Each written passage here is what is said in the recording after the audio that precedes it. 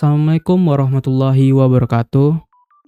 Perkenalkan, nama saya Algi Iksan Pratama. Saya dari Prodi Manajemen Informatika kelas B. Jadi, pada video kali ini saya akan melakukan atau membuat tutorial konfigurasi di Mikrotik. Nah, konfigurasi apa saja yang saya lakukan?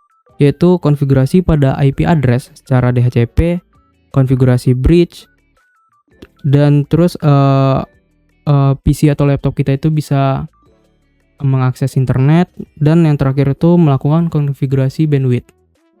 Oke, langkah yang pertama kita lakukan itu adalah login ke Winbox-nya. Pertama-tama kita pergi ke control panel dulu ya, untuk nyeting IP-nya secara statik. Oke, kalian bisa ikuti langkah-langkah ini dulu. Kalian pergi ke control panel, terus pilih Network and Internet, Network and Sharing Center, terus ke change adapter setting, ke Ethernet ini ya, pastikan Ethernet ini, jangan yang lain. Kalian double klik, terus kalian klik Properties, terus pilih Internet Protocol version 4, terus kalian pilih yang di bawah ini. Jadi kita bakal isi IP-nya secara manual dulu. Nah, IP Mikrotik itu secara default itu adalah 192.168.1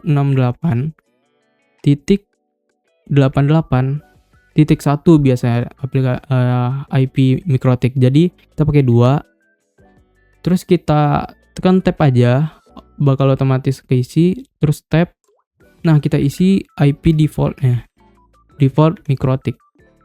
Yaitu 192.168.88.1. Kita klik OK, close. Oke, bentar kita tunggu dulu, Ethernet itu sedang identify, di mana dia sedang mencari IP address-nya. Bentar ya, kita tunggu dulu. Oke, udah. Kita bisa lihat di detailsnya itu kita mendapatkan IP yang udah kita konfigurasi tadi. Oke, kita langsung aja masuk ke ini Mikrotik ya, klik connect. Nah, setelah itu kita bisa mengubah nama Mikrotik ini menjadi yang kita inginin gitu. Dengan cara kita pergi ke sistem, terus kita pilih identify. Nah, kita buat identify apa yang pengen kita buat beri namanya gitu. Misalkan saya di sini merupakan kelompok dari kelompok 2. Oke, kita buat kelompok 2 aja. Kelompok 2, terus kalau kita klik apply, klik OK.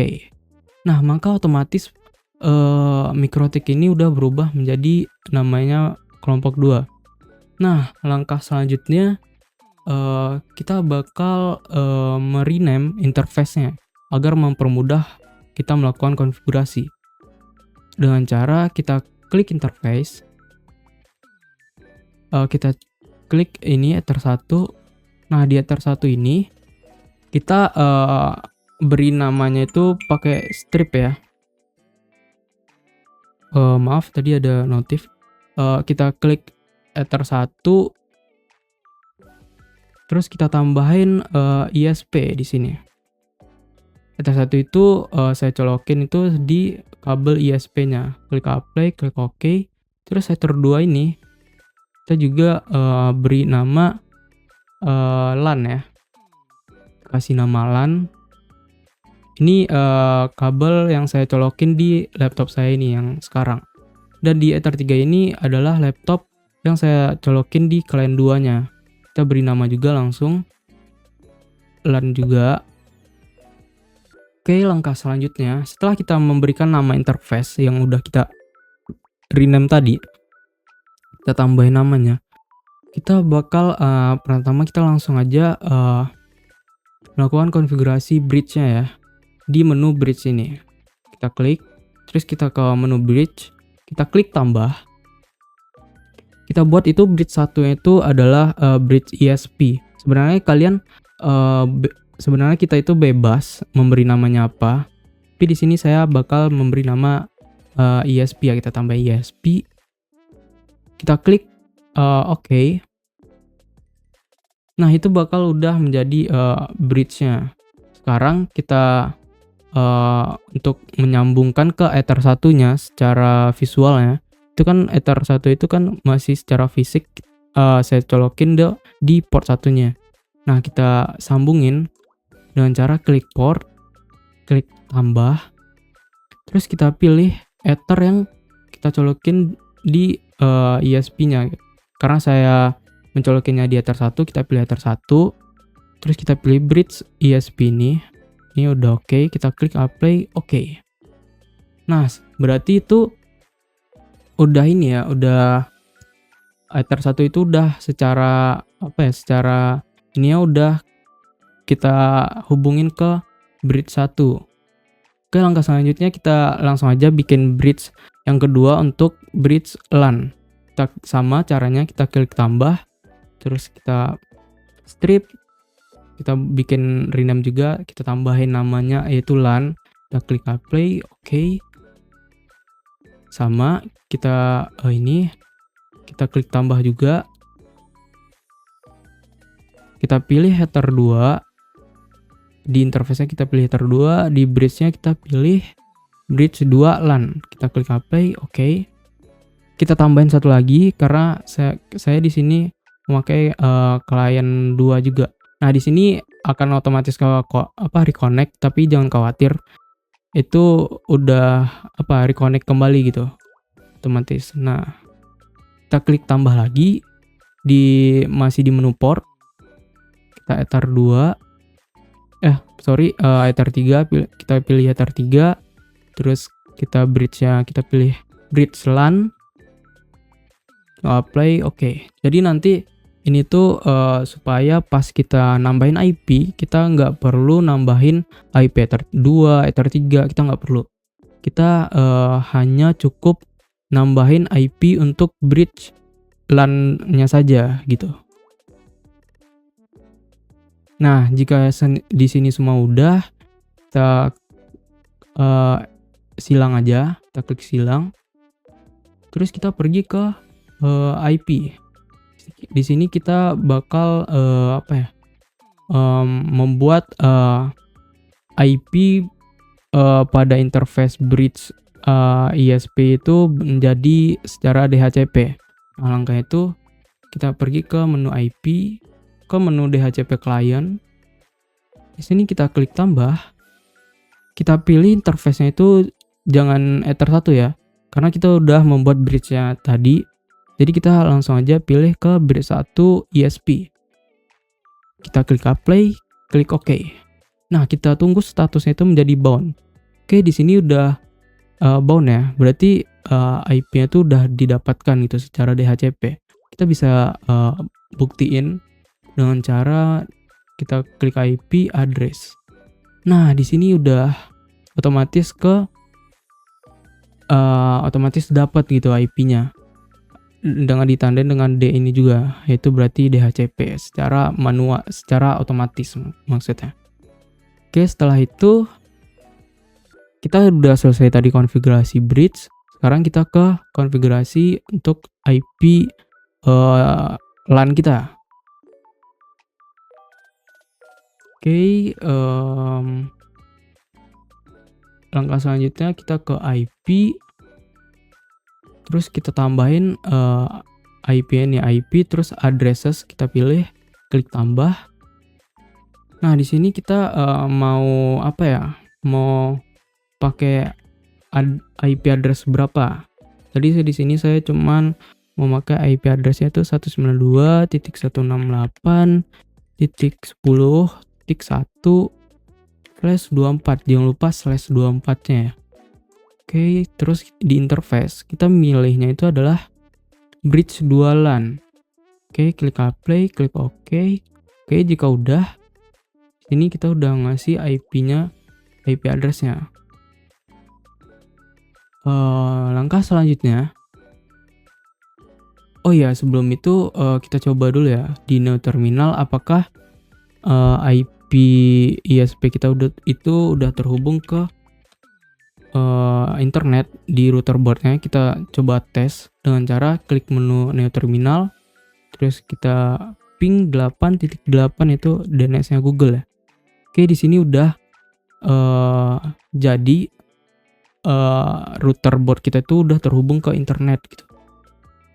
Ini disclaimer dulu ya, berarti ini di router boardnya doang yang udah ke akses internet. Di laptop kita itu belum.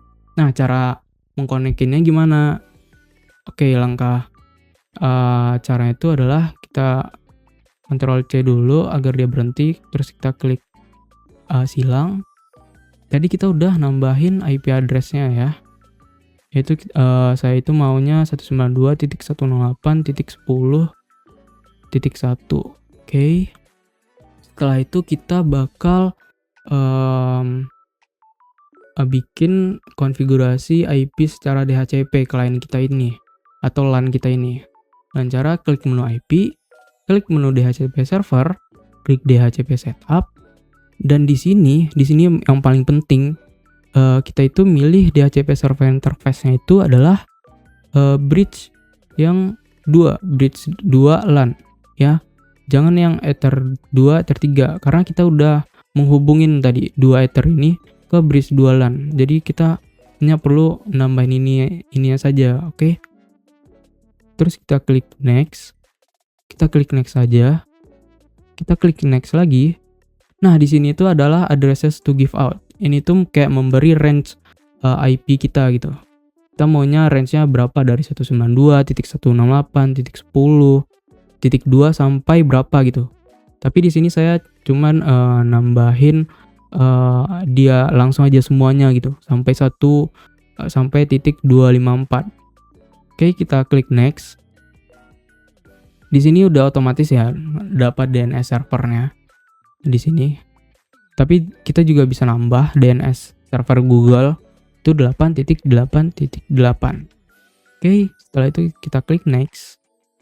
Next lagi. Oke, jadi kita udah berhasil mengkonfigurasi IP secara DHCP di MikroTik-nya.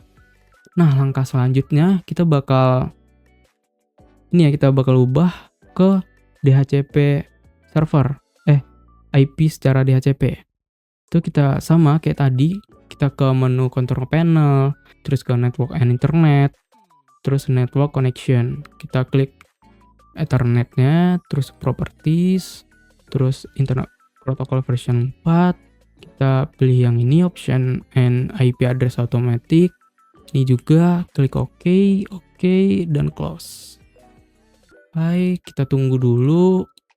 Ethernet-nya itu sedang identifying, sedang mencari gitu. Oke, bentar, kita cari dulu.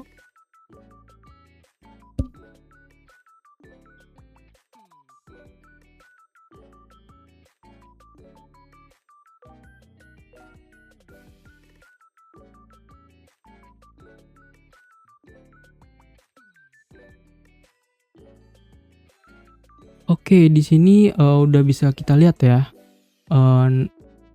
IP-nya itu udah kita dapetin secara DHCP. Caranya gimana? Caranya kita klik, terus kita klik detail, kita lihat nih.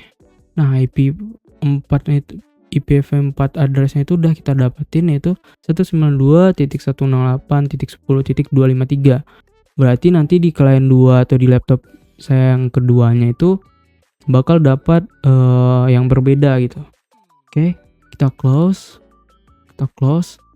Nah, kita tunjukin dulu nih, kita buktiin dulu apakah IP kita itu udah terhubung ke MikroTik.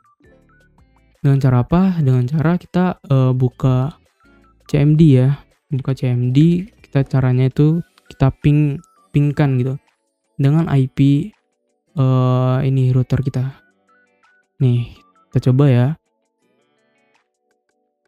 Kita pingkan ping 192.168.1.9. Oke, berarti udah terhubung. Replay form ini berarti buktinya kita udah terhubung ke IP ISP MikroTik-nya ya, yang udah kita konfigurasi tadi.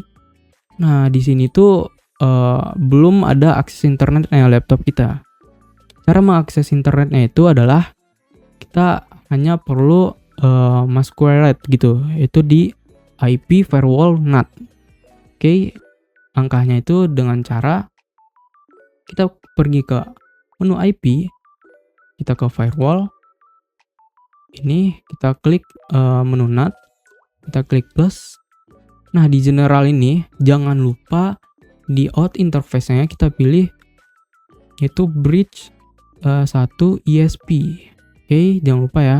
Terus di action-nya ini kita pilih adalah masquerade. Ya, klik apply, klik OK. Nah, kita bisa lihat di sini bytes-nya itu udah berjalan gitu ya. Ini pasti udah terhubung ke internet. Nah, bisa kalian lihat sendiri ya. Di sini udah berubah dari tadi logo itu global kayak gitu, sekarang menjadi kayak gini. Dan ini kita bisa baca Core 4 internet access. Berarti akses internetnya itu udah berhasil. Bisa kita buktiin juga dengan cara CMD lagi. Oke. Kita coba ping DNS Google. Nah, udah replay gitu. Replay from 88 berarti udah ke akses internet. Jadi kita udah bisa mengakses internet di sini. Ya, teman-teman. Oke, udah tadi konfigurasi bridge udah, konfigurasi IP secara DHCP juga udah. Lalu laptop kita itu udah bisa mengakses internet. Dan yang terakhir itu adalah kita konfigurasi bandwidth ya. Kita melakukan konfigurasi bandwidth. Nah, di sini tuh cara kita konfigurasi bandwidthnya, kita bisa pergi ke menu QoS ini ya, menu QoS. Terus kita ke simple QoS. Gimana cara baca? Pokoknya yang ini simple QoS. Klik plus, klik general. Kita bebas nih ngasih namanya apa. Misal saya tuh pengen ngasih nama itu limit gitu. Limit client misalnya. Limit client. Oke, udah.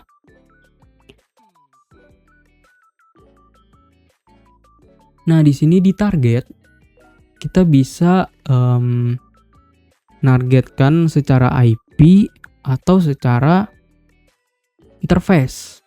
Tapi di sini saya bakal menargetkan itu secara IP aja ya. Jadi yang saya limit itu cuman di klien 2 doang atau laptop yang kedua saya aja gitu. Di laptop ini saya nggak pengen batasin. Oke, mungkin di klien 2 saya ini nanti saya coba pindahin recordnya itu ke klien 2 saya, itu bisa jadi dia mendapatkan IP-nya 192.168.254 ya, karena di sini dapatnya itu adalah 253 ya. Berarti itu nanti dapatnya 254. Oke. Kita coba kita isi targetnya 192.168.10.254. Oke.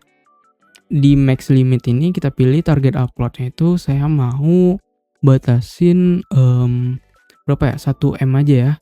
Terus di target downloadnya saya pengen juga 1M. Oke, jika udah kita klik apply, klik OK. Nah, berarti konfigurasi bandwidthnya di sini udah berhasil teman-teman. Jadi kita tinggal buktiin aja ke recordan atau screen laptop saya yang kedua ya teman-teman.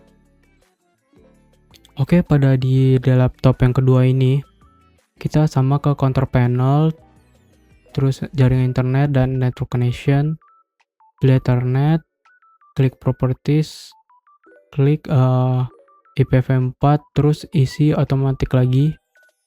Oke, dan close. Kita tunggu dulu ya.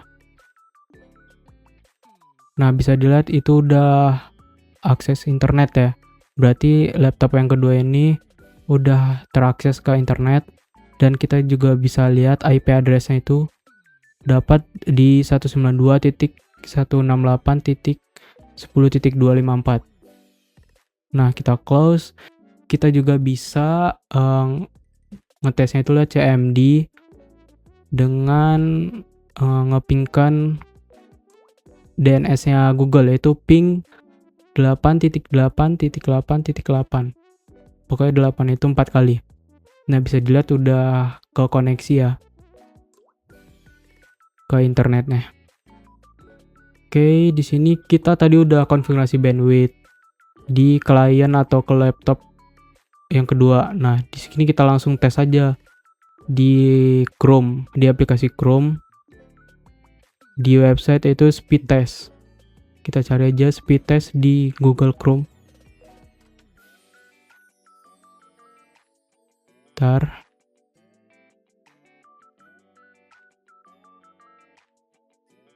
Oke, kita cari speed test.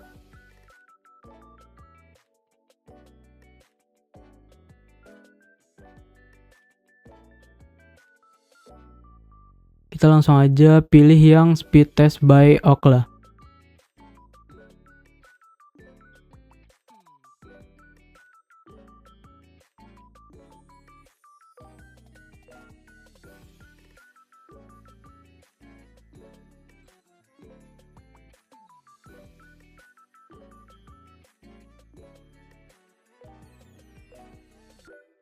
Oke, kita tunggu dulu. Ini masih loading ya.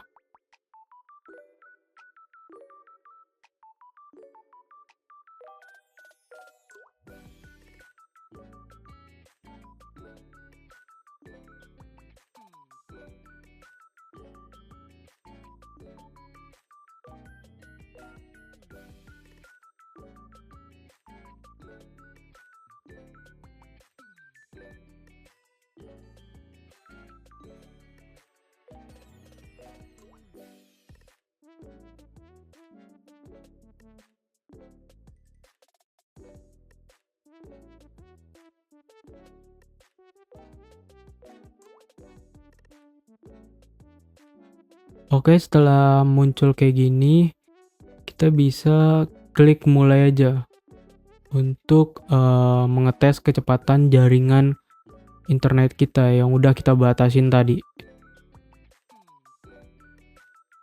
Di sini lagi proses, kita bisa tunggu dulu ya.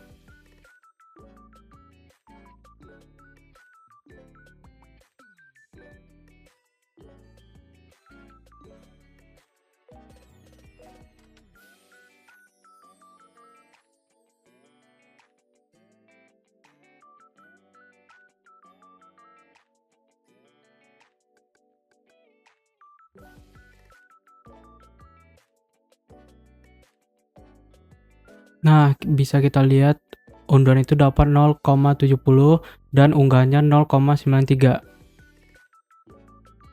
Nah, di sini juga dia menunjukin bahwa itu udah merah gitu juga ya. Berarti udah berfungsi juga limitnya nih. Hijau, merah, kuning, merah tadi ini merah. Itu udah kena limit. Oke, tadi saya udah nunjukin di laptop 2 atau klien yang kedua saya itu udah di bandwidth sesuai dengan yang saya konfigurasi tadi.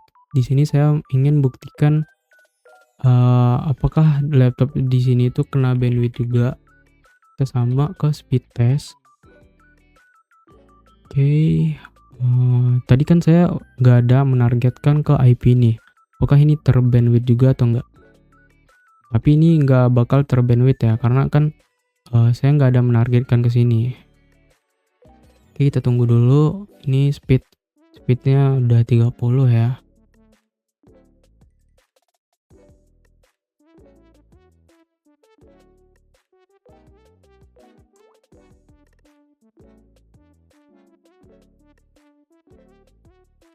Oke, bisa dilihat di unduhan itu 30 Mbps, sedangkan tadi saya membandwidthnya itu 1 M, berarti di sini nggak ada sama sekali terbandwidth ya, cuman khusus di klien klien atau laptop yang kedua saya saja. Oke, kita lanjut. Mungkin itu aja tutorial pada video kali ini. Saya mohon maaf bila ada kekurangan atau kata-kata saya yang salah. Saya ucapkan wabillahi taufik wal hidayah. Wassalamualaikum warahmatullahi wabarakatuh.